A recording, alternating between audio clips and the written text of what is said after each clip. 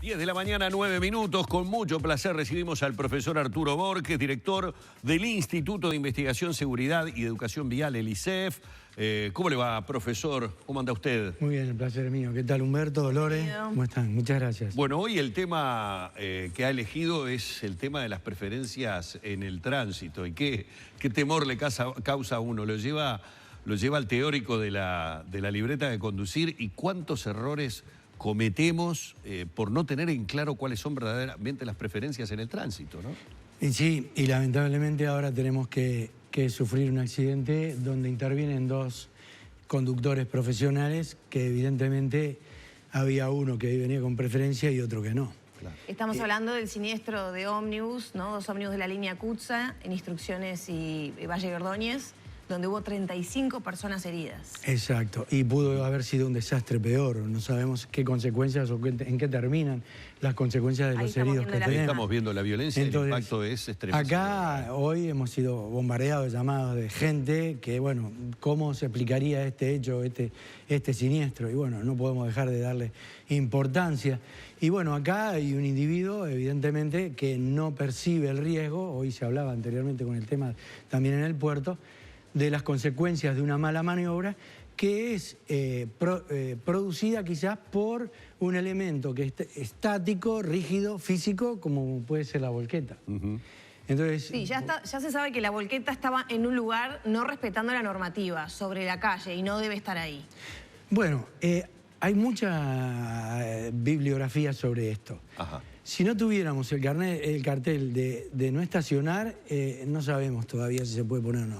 Porque sí sabemos, por un lado, que hay una normativa que dice que todo aquello que nosotros vayamos a ubicar, por ejemplo, en el caso de una mudanza o una descarga de alguna mercadería especial que voy a obstruir un carril, tendría que pedir permiso, primero, autorización a la Intendencia, y segundo, quien va a hacer el transporte, a lo mejor se refieren a determinadas horas o lisa y llanamente se prohíbe. Pero acá hay cierta confusión, porque nosotros decimos, bueno, la volqueta no puede estar ahí. ¿Qué me dicen de los contenedores de basura que cuando llegamos a la esquina están puestos sobre la calzada?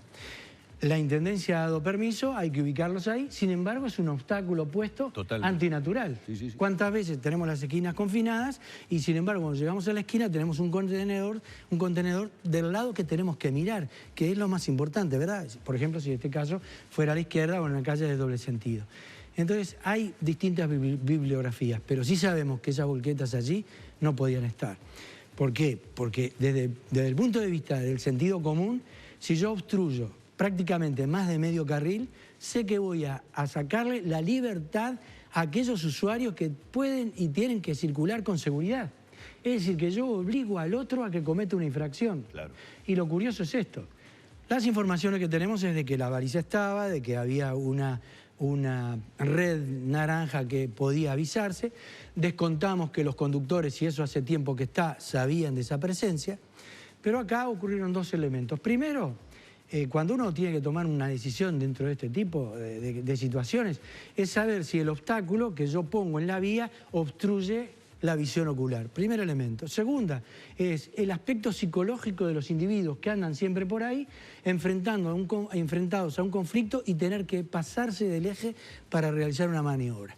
Por lo tanto, quien coloca esa volqueta, para nosotros, desde nuestro punto de vista particular, tiene parte de la concurrencia de la culpa.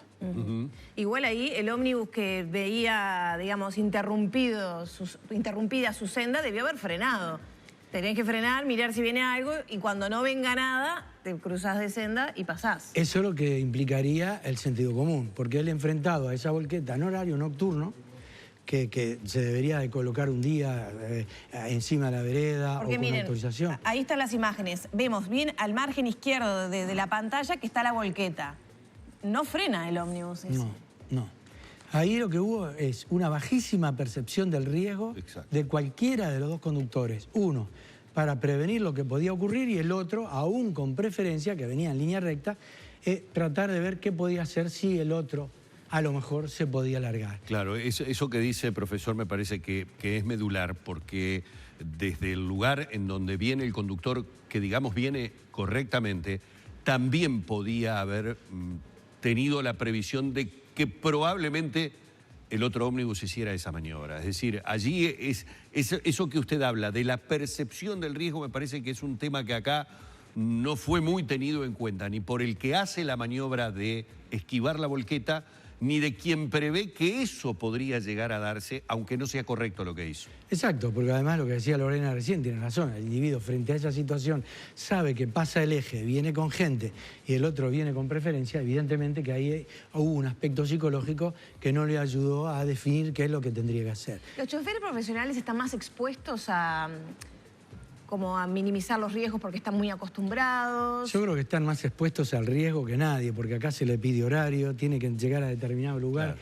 Están presionados de todo tipo, pero evidentemente que si hacer algo que uno hace frecuentemente como que ya agarra confianza y no respeta algunas cosas. Capaz. Y puede ser, pero lo que decía también Humberto recién, aunque nosotros conduzcamos con confianza y pensemos que el otro va a respetar alguna situación de conflicto, yo tengo que respetar que el otro a lo mejor se pueda equivocar. ¿Claro? Eso hasta tendría jerarquía, no sé si constitucional, porque cuando el otro está en error, yo no tengo la culpa, o mejor dicho, no tengo la potestad de provocar un siniestro porque el otro no me permite hacerlo. Profesor, voy a dar un ejemplo que lo vemos permanentemente, se ve a diario y todos sabemos que la gran mayoría, lamentablemente, de los uruguayos y o montevideanos, como le quieran llamar, lo hacemos. ¿Cuántas veces vemos que se apuran los automóviles cuando el peatón, en forma imprudente, en la avenida 18 de Julio, va a cruzar con la roja y no hay nadie que aminore la marcha? Todo lo contrario, le meto bocinazo y le apuro el auto.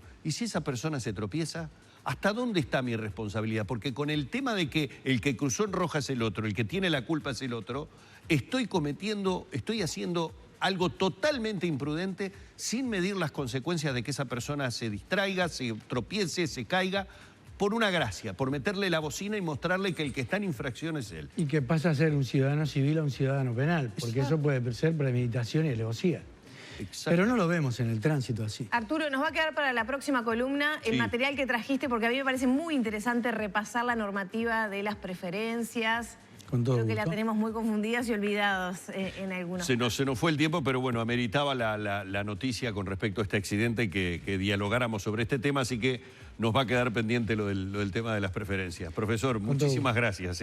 Al contrario, gracias a ustedes. Hemos estado con el profesor Arturo Borges, director del Instituto de Investigación, Seguridad y Educación Vial, el ISEF, en la mañana de Arriba Gente.